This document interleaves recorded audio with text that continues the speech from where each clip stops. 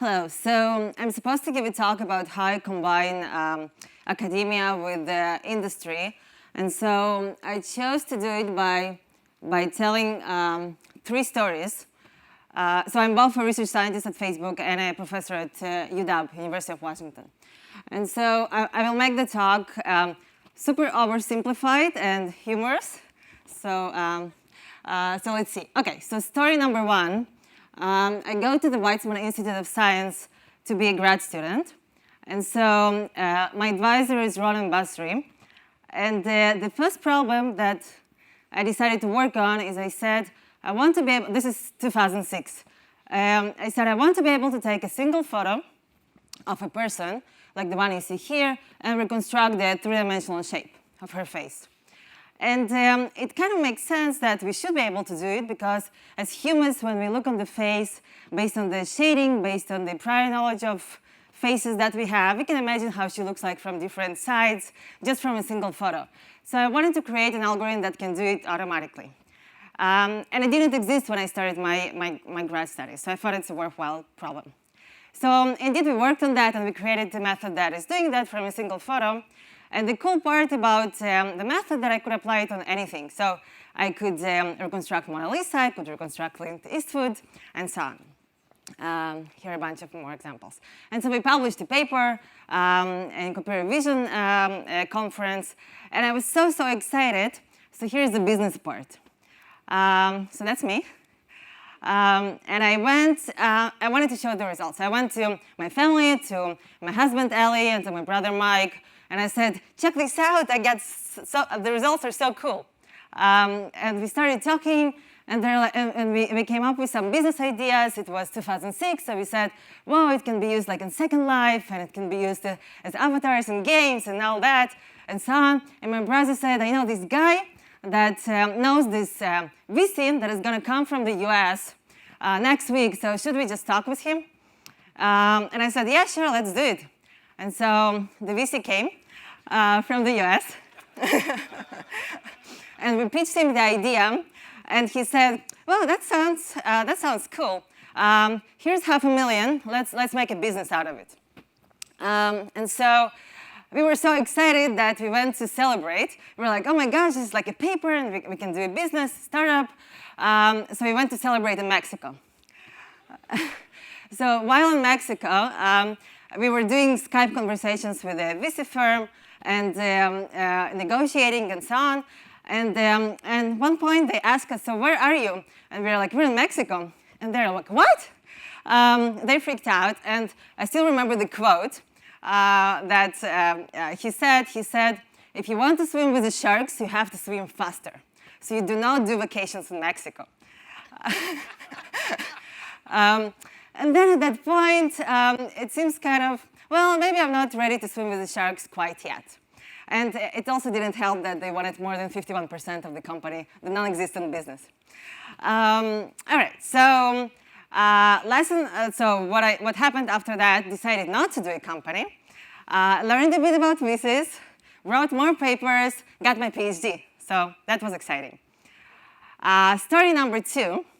I finished my PhD. I wanted to do my postdoc at the University of Washington.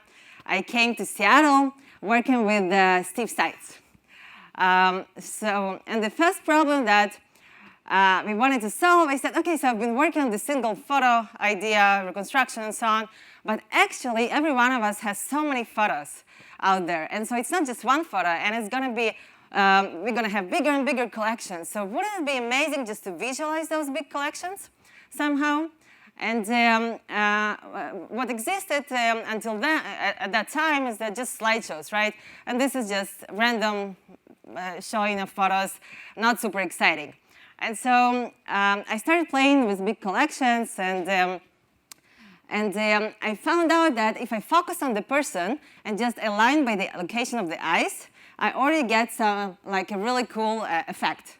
I kind of see her grow in front of my eyes. And there is something interesting about visualizing a person through photos. And so eventually we thought it's really cool, and we developed the algorithm further. It was like taking into account facial expressions and the head pose and so on. And I started showing those results to Steve, and he loved everything. So, so then at the time, Steve went to spend, that was 2010 or 11, and so he went to spend time at Google, and he said, hey, how about I'll show it, this looks so cool and like practical, how about I'll show it to my boss at Google. And so the boss at Google said, this is interesting, but let's see it on my daughter's photos. And so, so I did that. I tried it on his daughter's photos, and he liked it. So, so I went to spend half a year at Google, and with an amazing team, we did ship it. And so here's a final product, how it looked like. Within a click of a button, you can create face movies.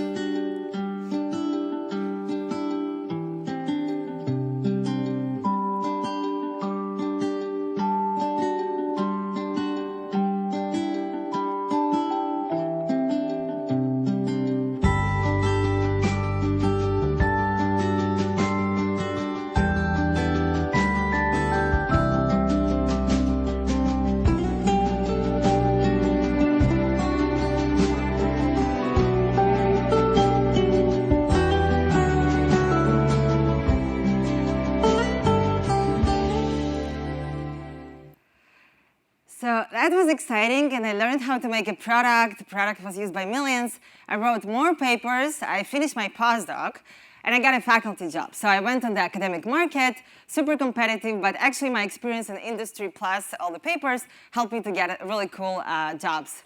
And it helped me to get my dream job, where I could stay as faculty at UW, same place where I did my postdoc. So now so story number 3, I'm at University of Washington, but now as a professor. And so I established my own group. I have students, and we work on all sorts of cool projects and publish papers and so on. But in my free time, kind of as a joke, but I'm deeply concerned about a problem. So I want to see, will black hair fit me? Okay? But I don't want to go and dye my hair before knowing if it looks good. So I started kind of as a toy project. So I rendered myself with black hair to see how it will look like. And then I continued, and I rendered myself with curly hair. And I started building the system. And I built it in a way that it looks like an image search engine, where I could type anything, and for example, India, and imagine myself how it would look like. Or I could even go back in time and type 1930 and imagine how I might look like in 1930s. So that was exciting, and I kept going, and I could type any query, so I imagined myself like with different hairstyles and colors and shaved head and traditional clothing and so on. And so I published a paper about it in SIGGRAPH. It was a single author paper, and it got accepted. And my husband, and so looked like a success story. But I kept working on that, and he's like, "So why are you working on that so hard?" No, and I was, I don't know. It just seems like a cool. I feel like there is a business around it. I want to establish a company, and so he says, "It does seem exciting. So how about we do it together?" And I said, "Yeah, let's do it." And so we created this company, immediately became the CEO and the CTO. And after our kids would go to sleep, we would code. And so we bought a ton of equipment to put in our basement. And we created a real-time system that lets you do what I just described. And we're ready to let people in to try it. And SIGGRAPH came, and so I gave a talk at SIGGRAPH. And we were ready with like a demo, so I gave a demo during the talk.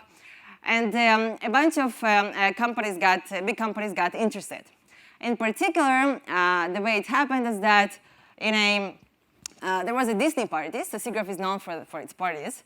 And Steve Seitz and Michael Cohen at Facebook, and Steve Seitz at Google, and me were talking. And then Steve just kind of randomly says, "Hey, did you know that Ira has a company now?" And Michael Cohen is like, "What? This is interesting." And then one thing leads to another, and the company is acquired. So I'm at Facebook plus UW now, and it's really fun to do it. So they're 10 minutes away in Seattle, and some lessons that were kind of interesting for myself and maybe will be useful for you. So academic research means becoming a specialist in a very, very narrow field. And that could be considered as a bad thing maybe because you're in some particular niche and you're maybe stuck. But on the other hand, the way I see it, it's a unique opportunity to know when technology is ripe for product, and you're actually in a unique space to do it before everyone else can get and do it, before everyone else realizes. Making products that millions use is super fun, but I find it really just exciting to just create something that I will use first, because if everyone else will not like it, then at least one person likes it. Connections you make during school, postdoc job are the best, and do not forget to go to parties.